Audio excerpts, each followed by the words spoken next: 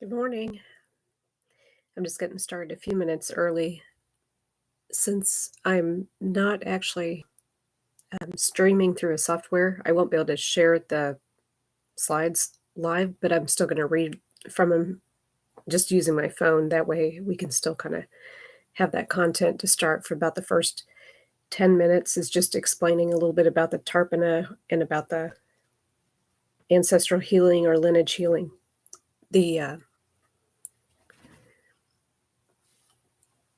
I've got my little portable ancestral altar that I keep. So I've got that there as well, and I've got a candle lit for part of the practice as well.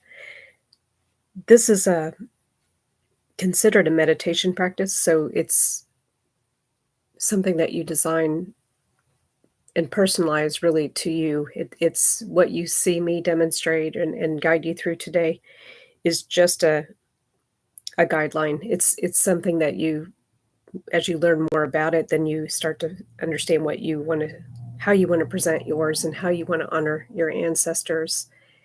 And when we do this work, we're not reaching or communicating with recent past. We're not communicating on like a ghost level or anything like that. This is more of a spiritual practice with the loving well ancestors, and I'll talk more about that in a few minutes. The chat, I won't be able to see it too much once I get started. When I guide you through, I close my eyes so that it kind of keeps me in the moment as well too. But I'll go ahead and type in the chat here for people coming in.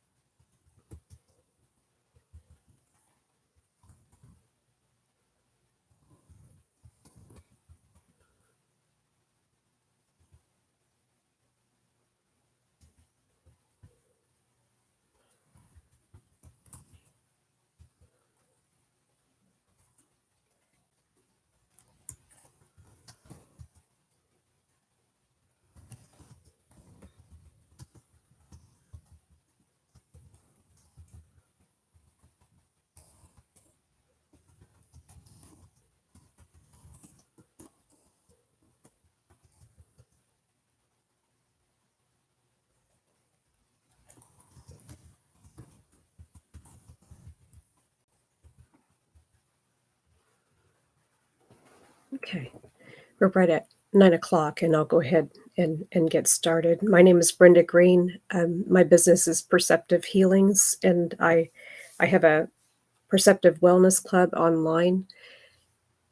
I have an Ayurveda background, and I've been practicing in the healing modalities since 2018 solidly. Before that, I was doing a lot of research for myself. So but that's when it really kind of started in the Tarpana ancestral healing. I started in 2019, and I liked it so much, and I realized a lot of people don't really know what to do unless they actually see it. So I was demonstrating it in the healing group that I was in, and that's kind of carried over into my own. So that's why I continue with this. And the main thing is just kind of keeping an open mind with it. And when we do this first practice, it's more of just opening to the well ancestors, and if there's an offering they want you to have the next time you do a session with them, kind of connecting with the well ancestor, not the recently passed, and communicating somewhat. And the communication it's more along the lines of how you learn, how you perceive things, the senses that are the strongest for you. They will communicate with you the way they know you're able to receive the information. And some people won't receive information initially, and it's partially because they receive more information like through dreams or through music or through some other forms or through different synchronicities that they see following, a day. So if you don't sense anything initially, just give it a little time and see if anything else comes through afterwards. I'll go ahead and talk a little bit from the slides as well here. The ancestral work encourages introspection and great clarity about life purpose in creating more personal satisfaction and a sense of meaning in life. And that's a quote from Dr. Daniel Foor. Dr. Daniel Foor's book, Ancestral Medicine, is an excellent resource guide for doing the Tarpana or ancestral healing. It'll guide you through. It has everything you need in there, and his website, his information as well. I teach it in my club, but not as in depth as what he teaches. And since it's a meditation practice, this is kind of sitting in silence, so it's like an awake meditation.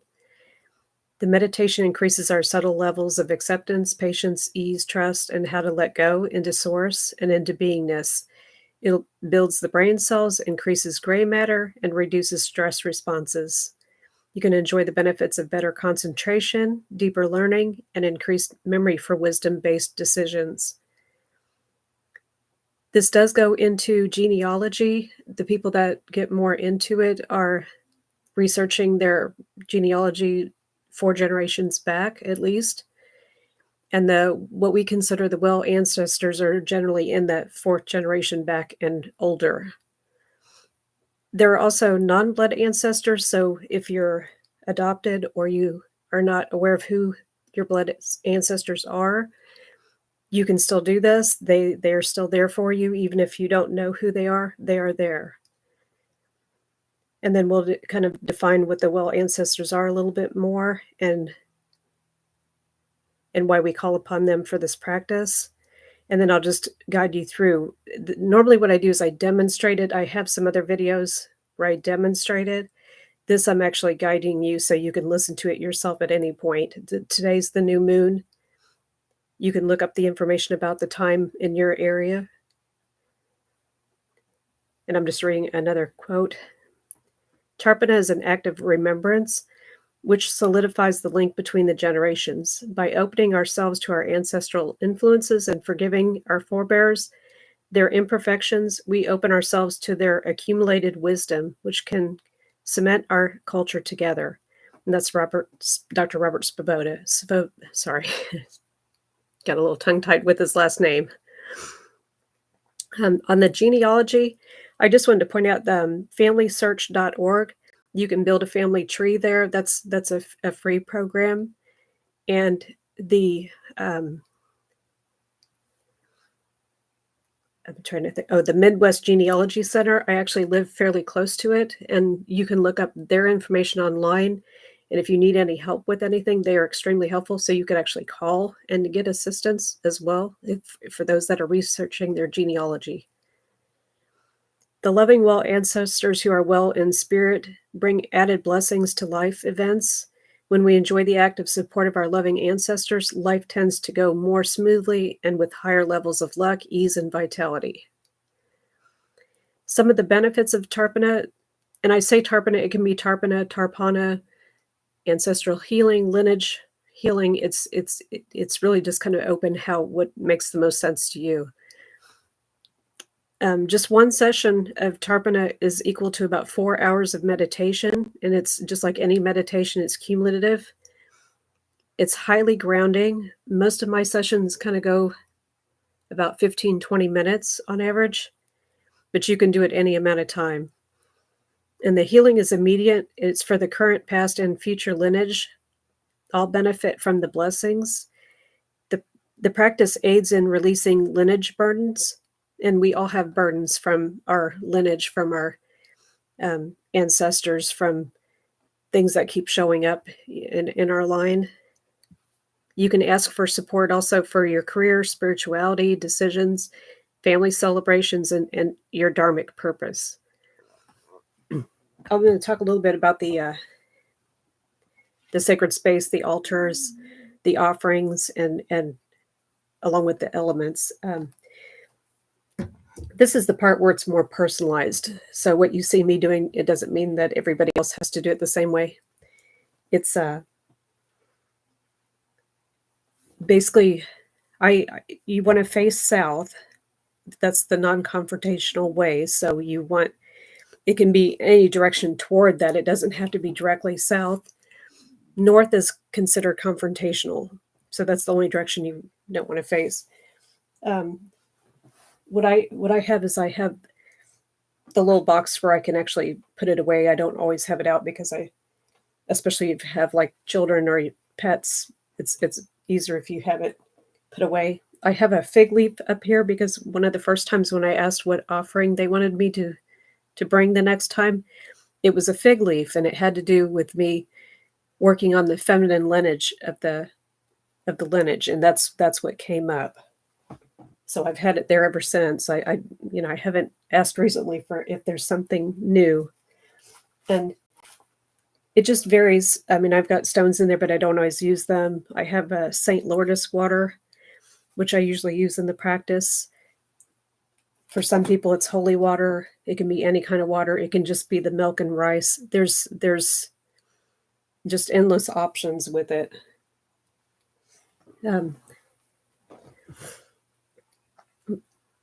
A lot of times what I do too is before I do the practice, I'll go outside and kind of put my feet in the grass, just getting a feel for just like the ancestors being outside and reconnecting just to nature. If you don't have that close by, you can always, even just a plant or, just touching something that's kind of has that natural feel to it, just to kind of focus you back on that feel with the ancestors. The altars, Dr. Daniel Foor doesn't recommend photographs because they may no longer associate with the photographs that you have, but there's a lot of people that do. So that's up to you. You can have photographs if that's what makes sense for you. It's no right or wrong with it. It's a meditation practice, so let it support you. The candle is an optional thing, but I usually have that as well. And then you can represent the different elements. Oops. I keep a wooden tray, and I have a pottery bowl that I put the milk and the rice in. And the amount doesn't matter. I usually just have that, and then the little bit of black sesame seeds. You can sprinkle those in. That's what actually absorbs any negative energy. At first, I didn't have that. I had just had like white sesame seeds. So again, it's just you use what you have. This is just the traditional, is any kind of milk, any kind of rice, and the black sesame seeds. But some people choose to serve like a ancestor's favorite food or something that's very common that whenever you go to like a family dinner, that's what you bring. You could actually serve that as an offering. I have the prayer, which I'll go over that too, and that's from Dr. Daniel Foor's book. You don't have to have stones, but I have there is an ancestral stone. It's the chrysanthemum stone. So you could use something like that. I always have, now, at the moment, I don't know what I did with it, but I have, the pink quartz, and I have the petrified wood, which is like my grounding stone that I always associate. The other things are just kind of optional. I mean, there's a little leaf or a little feather in there, but and I've got a little pottery. Oh, there's the heart. But all that's optional. A lot of times what I do is sorry, it goes my phone. It's the fun part of being live.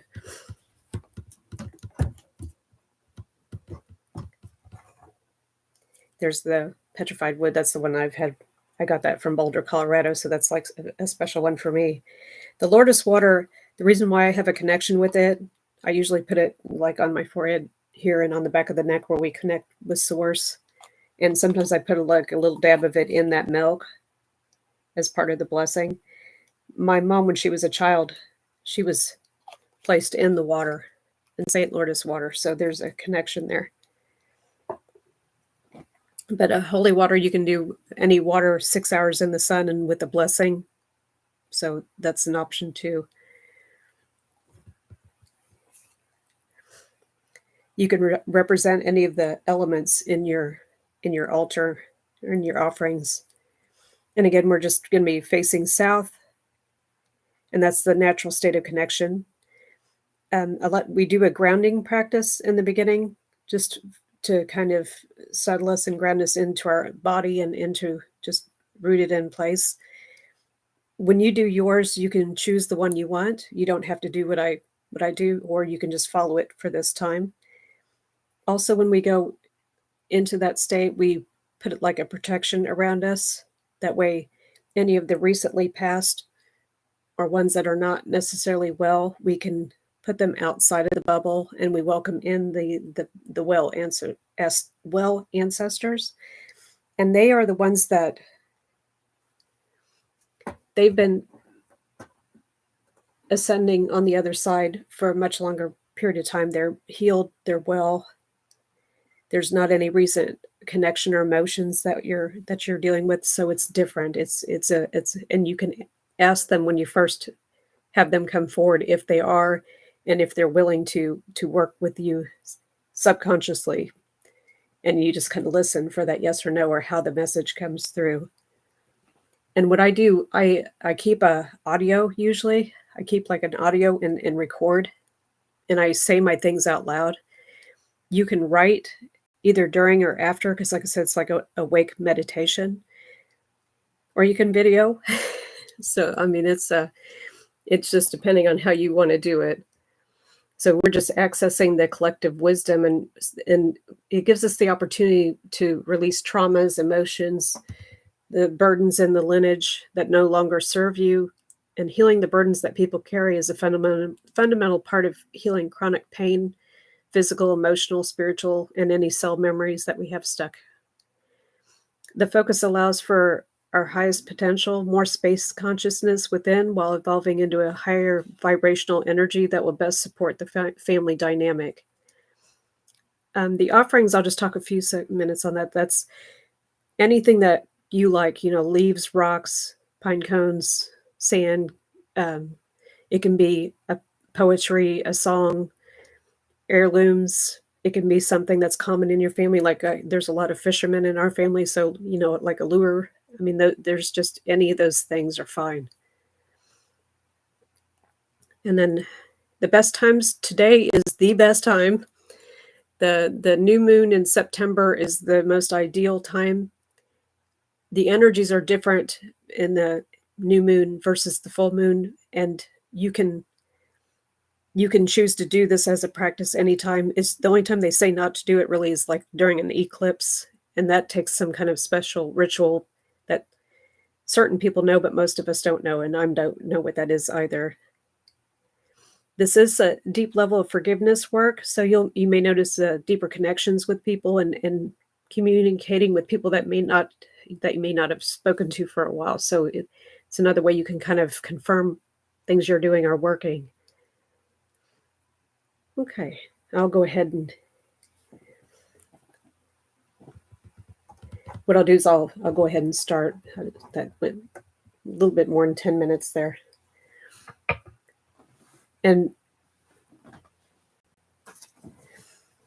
I have the prayer, and when you do the offering, it's not a hard set timing of when or how you do the offering, but I usually try to remember to do it at the beginning and just kind of holding it up, or you can do it after each ancestor that you call, or you can do it at the end. And I'll do a little bit of grounding, and then I'll read the prayer. And again, that's in the Dr. Daniel Foor's book. And we'll just kind of sit for a few minutes and just kind of, you can do normal breathing and centering and just bringing your energy down. And I usually picture the chakras just bouncing from the top all the way down to the feet and rooting into the earth and into the earth star. The earth star chakra is equal to your height beneath you. And there's the two discs that look like silver frisbees that are underneath, and those touch that collective wisdom of the ancestors. And a lot of times I'd like to do the hands together because it generates the heat and the energy the subtle energy. And I close my eyes so that I can stay with you on this. And you can put it on your heart.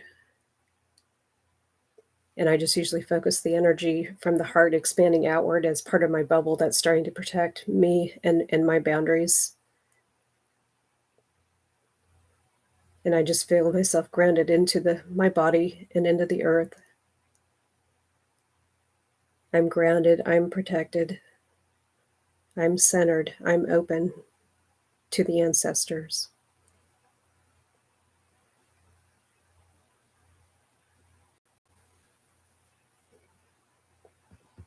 And you can do a longer practice, or you can stay in that meditative state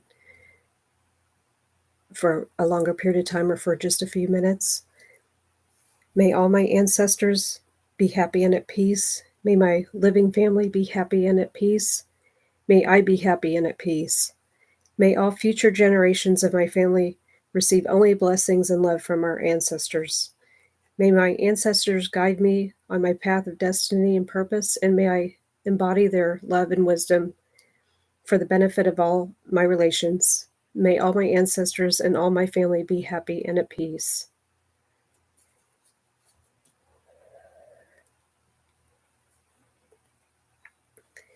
And I can make the offering at the beginning here.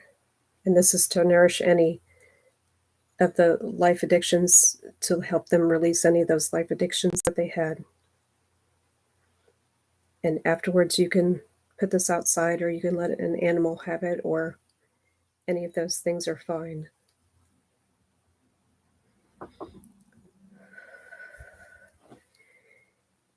And you just stay in your kind of meditative, awake state. And I'll have some pauses between when I ask questions so you can hear or experience your answers.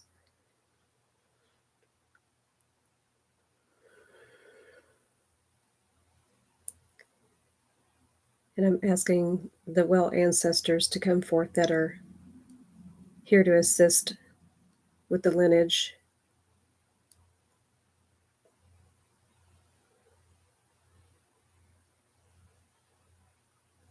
And if you come forth, who do I have with me?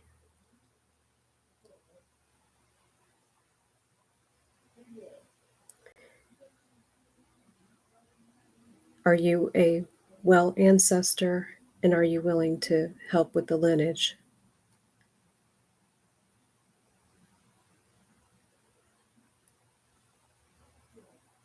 And for those that hear a no or don't hear an answer, call upon the next well ancestor and ask them to come forth.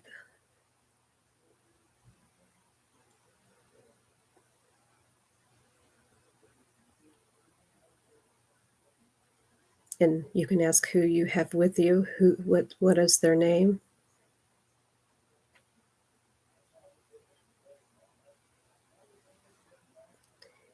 Is there an offering you would like me to bring for the next session?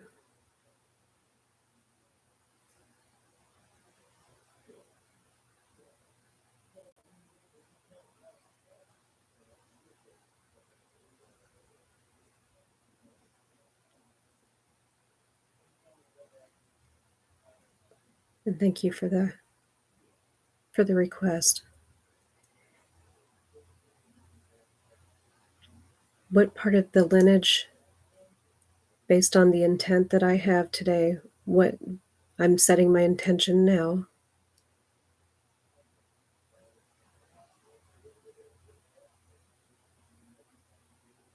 And you just state your intention of what you would like help with, or what you would like to work on.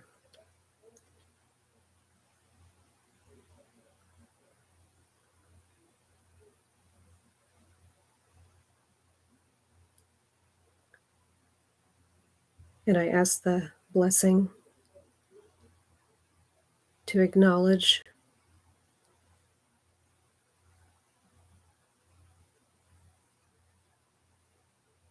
to let it be and to let it go. And for those that feel letting go into the world of light 100% to rejuvenate itself.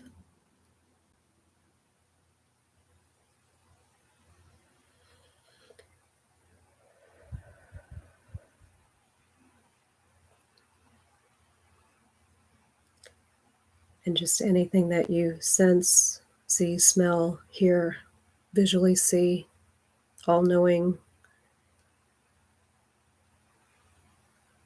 just let the experience kind of guide you.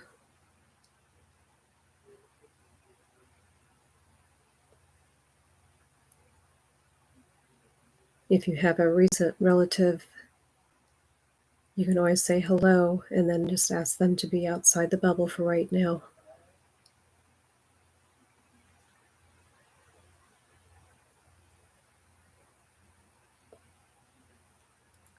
Is there anything that the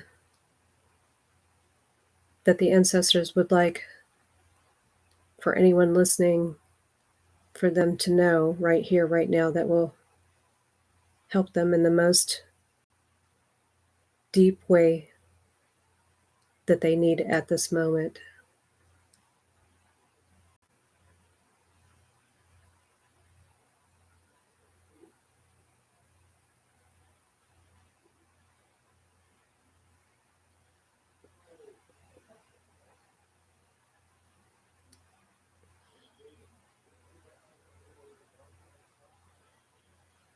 And thank you for any blessing that has come through.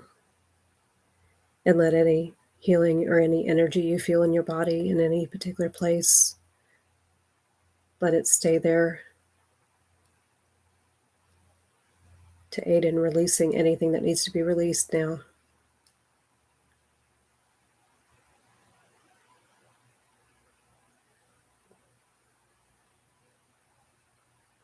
And you can stay with the one that you're hearing information from or seeing information from, or you can send them back whence they came.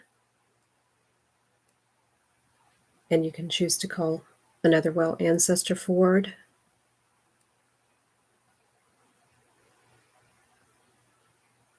Who do I have with me?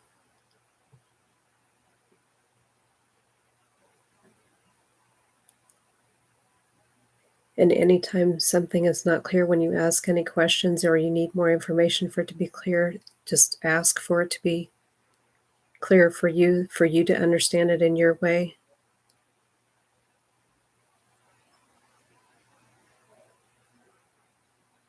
And what do I need to know today that will aid in the lineage healing?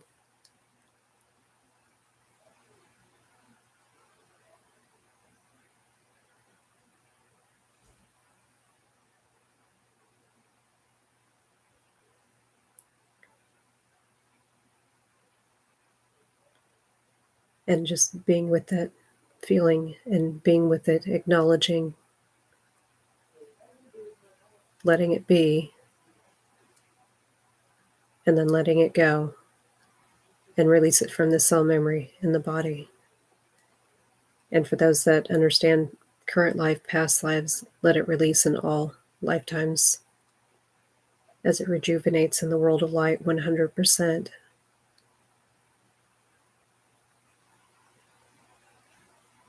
Is there anything else we need to know before you go?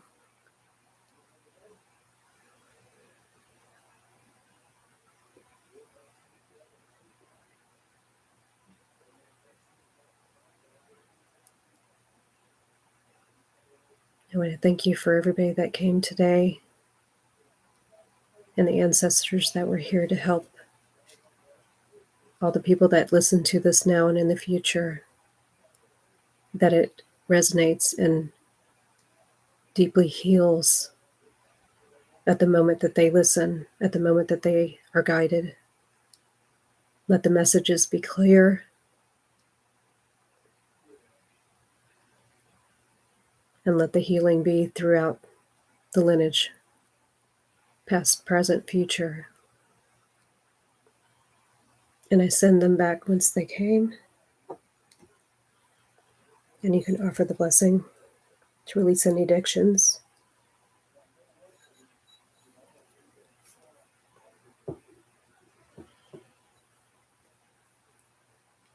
And we close the session. And anytime you do a practice, it's good to open and close a session. Always leave it closed at the end and send the energies back whence they came, and keep your energy within yourself. And that way you're grounded and protected. And then when you want to come around, you just kind of start to slowly open your eyes and come around. And I'm going to have a practice that I'm working on to help develop your Tarpana or ancestral healing practice. And for those that are a little bit more interested, you can look more on the website, perceptivehealings.com, but you can reach out and ask questions and whatnot. So feel free to do that. And thank you for everybody that watched today and everybody that watches in the future. And you can do this closer to the time of the new moon as well. That was part of why I did it in the morning. So you could do it at any time. Thank you.